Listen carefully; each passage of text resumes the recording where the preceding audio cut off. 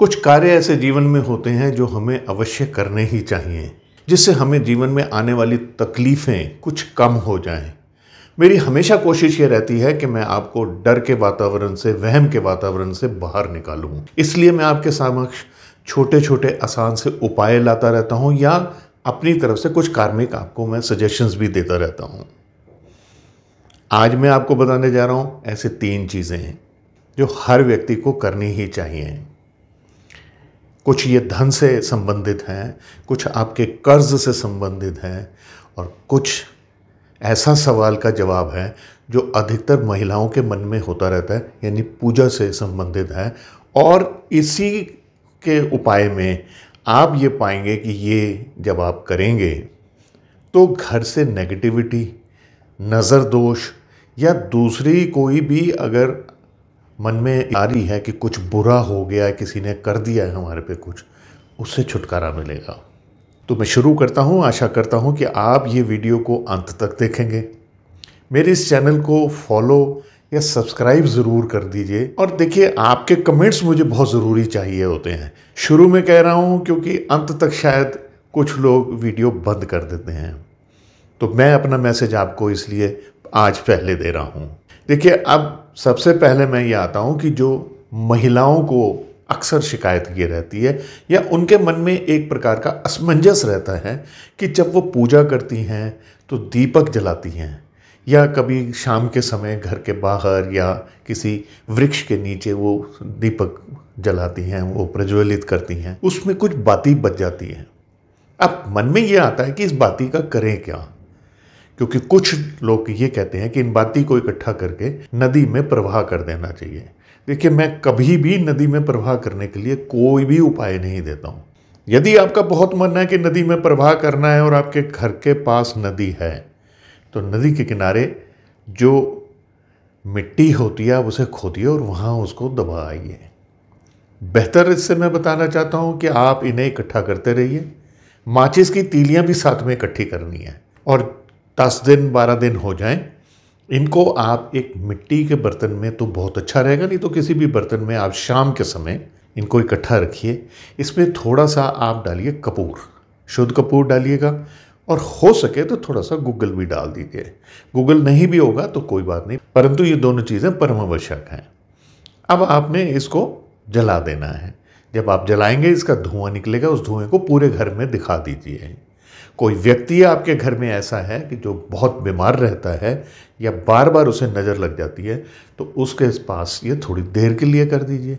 उसके बाद में जब ये आग बुझ जाए, इसकी टोटल राख बन जाए, उस राख को आप अपने घर में जो आपने गमले लगाए हुए हैं, जब वो ठंडी हो जाए तब डाल दीजिए। नहीं तो अगले दिन सुबह किसी वृक्ष के नीचे उसे डाल आइए, वो खाद का काम भी कर लेगी। और ये जब आप कार्य करेंगे, इससे आपके घर की नकारात्मक ऊर्जाएं निकल जाएंगी। आपके घर में यदि कोई नज़र दोष है तो वो भी निकल जाएगा और घर के जो आपस में रिलेशंस हैं वो भी आप देखेंगे सुधरने शुरू हो जाएंगे और इन बची हुई बातियों का आपको उत्तर भी मिल गया होगा कि क्या करना है। दूसरा ये है कि नमक को हमारे यहाँ पर बहुत ही एक आवश्यक चीज़ मानी जाती है और इतनी ज़रूरी है। देखिए, हमारे जीवन के लिए तो नमक बहुत ज़रूरी है ही, लेकिन यदि ज्योतिष को देखें तो माँ लक्ष्मी के लिए भी हम नमक का प्रयोग करते हैं और नमक हमारे घर की नकारात्मकताएं या कोई भी हम में नेगेटिविटी है उसको निकालने के लिए भी इसके बहुत उपाय होते हैं और वो मैंने कई वीडियोस में बताए भी हुए हैं। आज मैं आपको बता रहा हूँ जैसे धन संचय के लिए, यानी कभी परिवार में ऐसी स्थिति होती है कि धन रुकता नहीं है, कमा के लाते हैं, पैसा आता है, सब कुछ ठीक चल रहा होता है, कोई ना कोई खर्चा ऐसा आ जाता है कि घर का खर्च चलाना तक मुश्किल हो जाता है और धन जो है वो निकलना शुरू हो जाता है। अब धन की बरकत लाने के लिए ये तो हर व्यक्ति को ही कर लेना चाहिए ऐसे कि घर में एक तो कभी नमक की कमी नहीं होनी चाहिए। कई बार ऐसा होता है नमक ख़त्म हो गया और उसके बाद में बाज़ार से जाकर हम लेकर आते हैं। हमेशा 2 जार्स में नमक रखा कीजिए अपने किचन में। पुराने ज़माने में आपने सुना होगा या अब भी कुछ महिलाएं ऐसी हैं जो कुछ पैसे छुपा के रखती हैं, कभी चावल में, कभी दाल में, कभी किसी और बर्तनों में। तो नमक में रखिए आप, चलिए नहीं रखना, एक करेंसी नोट लीजिए, उसे पॉलीथीन की थैली में अच्छी तरह से पैक कर दीजिए और एक जार में आप नमक के बीच में उसे छुपा दीजिए। दूसरे जार से नमक इस्तेमाल करते रहिए। जब जिस जार से आप नमक इस्तेमाल कर रहे हैं वहाँ नमक ख़त्म हो गया तो नया नमक ले आएं।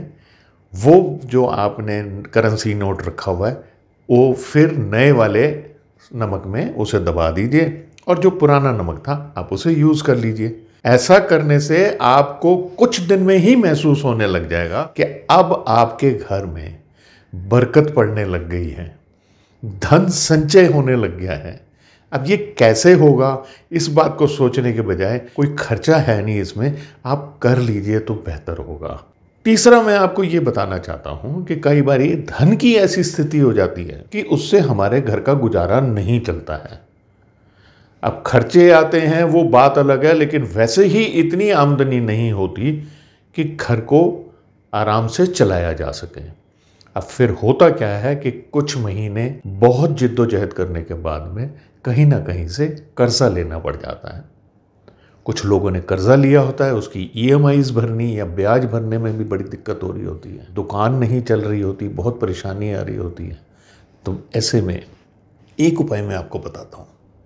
रात्रि के समय, सोमवार की रात को कर लीजिए ऐसे, रात्रि के समय थोड़ी सी सौंफ ले लीजिए, करीब 4-5 चम्मच हो, और उसे पानी में भिगो दीजिए। सारी रात पड़ी रहने दीजिए।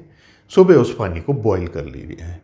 बॉईल करने के बाद में उसे ठंडा कर दीजिए। जब वो बिल्कुल ठंडा हो जाए, आप स्नान करने से पहले वो छान कर पानी अपने ऊपर उड़ेल लीजिए।